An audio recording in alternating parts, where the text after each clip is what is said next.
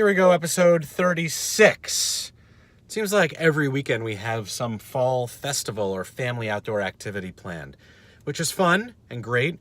We do really cool things like shucking corn, but my favorite thing, the corny dad jokes. Fall weekends here in the Northeast, and I'm sure everywhere else, give way to fun outdoor family activities like pumpkin picking and hay rides, but also apple picking. Now, pumpkin picking I get. Who doesn't want a few cool-looking orange gourds on their porch to celebrate the best, most fun, all-inclusive holiday of the year, right? But apple picking? This I don't get. Sure, maybe it's good family photo op, but for starters, you have to get all up in those branches to find the best apples. A lot of them are rotting. There's bees everywhere. Most people don't know the difference between Gala and Honeycrisp and Braeburn and Gardy Warbler apples. Now, I just made up that last one. You didn't even realize it, did you? My bigger issue with apple picking, though, is the waste. Most people aren't cooking or baking with the bags of apples that they pick. So what are you doing with them? If you insist on going apple picking this fall, consider picking apples and then donating them to shelters or a local food pantry. And then post pictures of that experience on Instagram to truly show your friends how awesome you are. Taking a break from our Senate race handicapping, today may be the most important single day in a Senate committee room in years, when the Judiciary Committee hears testimony from Dr. Christine Ford.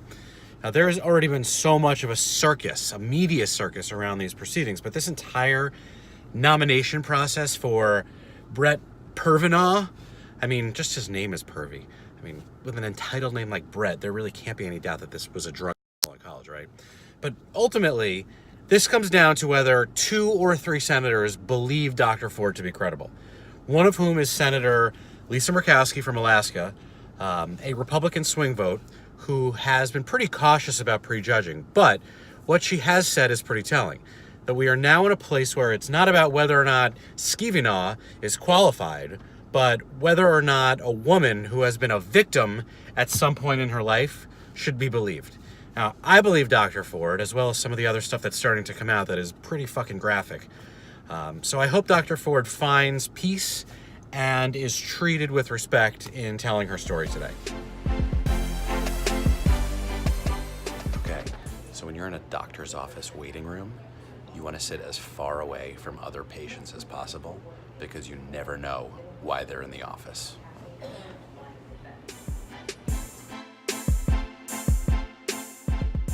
When it comes to digital media, Facebook, Google, and Amazon are increasingly becoming a triopoly. But last few days, AT&T announced a name for its new addressable TV advertising plans, calling it Xandr with an X after Alexander Graham Bell. But it's the resulting entity of AT&T and Time Warner and DirecTV's super merger. Its plan is to be a truly crossover media platform for planners and buyers across many channels. Unlike Google and Facebook, AT&T is unique because it owns a built-in content network. Now, the Warner Media, since they sold off Time, that includes HBO and CNN and a ton of other properties, as well as a distribution network and relationships with a huge number of wireless customers and DirecTV satellite customers. Now, custom ad targeting is already well advanced on digital, but now we should probably expect to see this happening on TV too. So college students or teens will see different ads for the same shows that they're watching maybe as moms or senior citizens. And we all know that TV viewership is losing share to streaming services like Netflix and Hulu, but a strong TV ad business can actually fund better TV content, including more premium shows like everyone's favorite Game of Thrones. So, is this the comeback that TV needs? Or is this the last gasp of a dying media model that, like radio, may never go away, but certainly won't be the powerhouse it once was? Tune in next week to find out.